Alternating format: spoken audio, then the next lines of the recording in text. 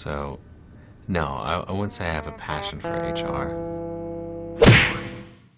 Welcome back to Human Resources for the People. It's a human capital revolution. Today we're going to be talking about the decision that came out of a regional National Labor Relations Board on February 5th that said that both the Dartmouth College men's basketball team are employees, and as a result of being employees, they have the right to unionize.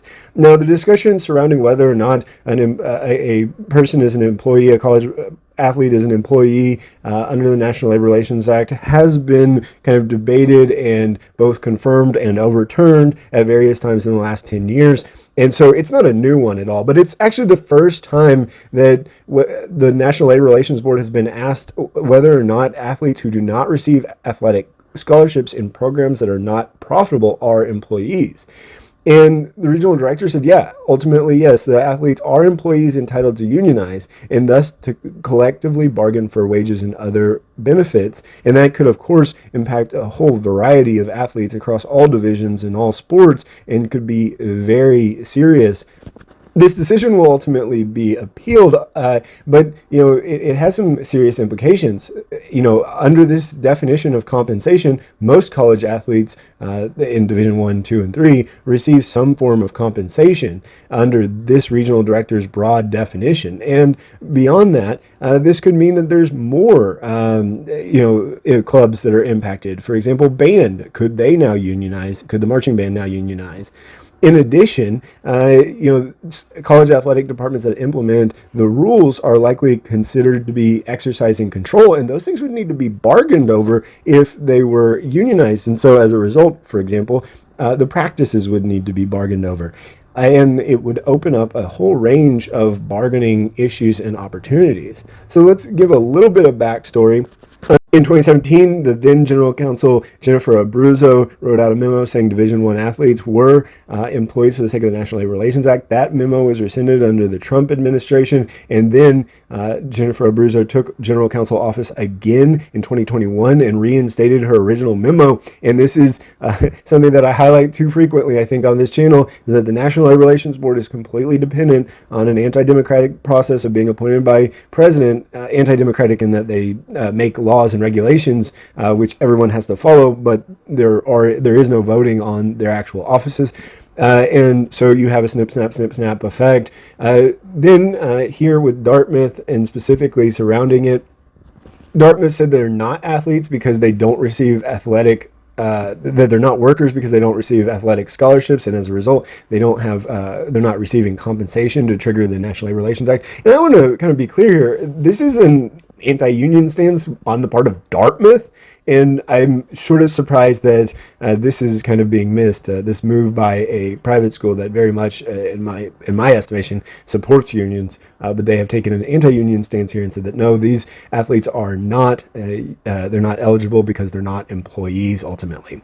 The regional director took an expansive approach and said that there's a rudimentary economic relationship between employer and employee, and that can consider payments other than traditional wages, which is, strange. I mean, at this point, this sort of a perspective, I think that there's a world where, volunteers who get pizza and swag, could be considered employees. I don't think that this expensive approach is truly expansive, right?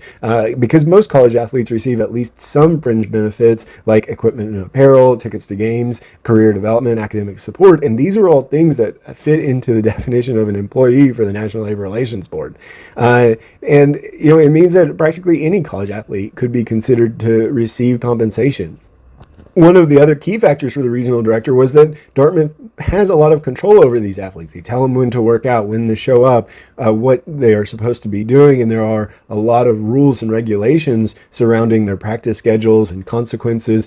And as a result, they should be able to bargain under those agreements.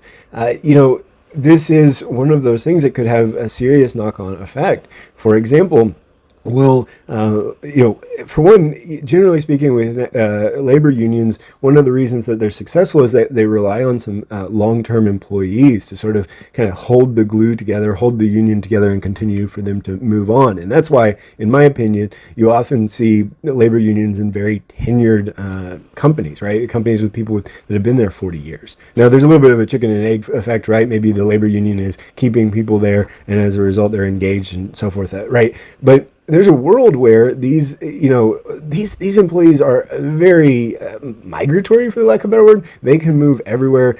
As a person who has lived through this NIL stage, they can move on to another place. They'll be there a year, maybe not even that, and so I think that there's a lot of questions. What if all of the founding members of the union are gone within 2 years?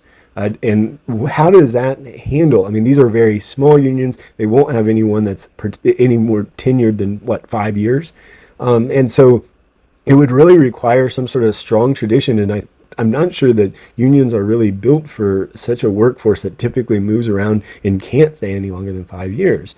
Beyond that, bargaining over practice times and things of that nature could result in some very serious situations, right? You could have a world where there's the union has decided to bargain under very little practice time, but the university in that scenario has to continue to pay them and continue to compensate them during that time. So what would happen if for example something like that happened? I want to know. Please speculate wildly in the comments down below. What are the knock-on effects? I truly think that there's a lot that could go into this, and I want to know your thoughts in the comments down below. Like, share, and subscribe. We'll see you in the next video. Bye, guys.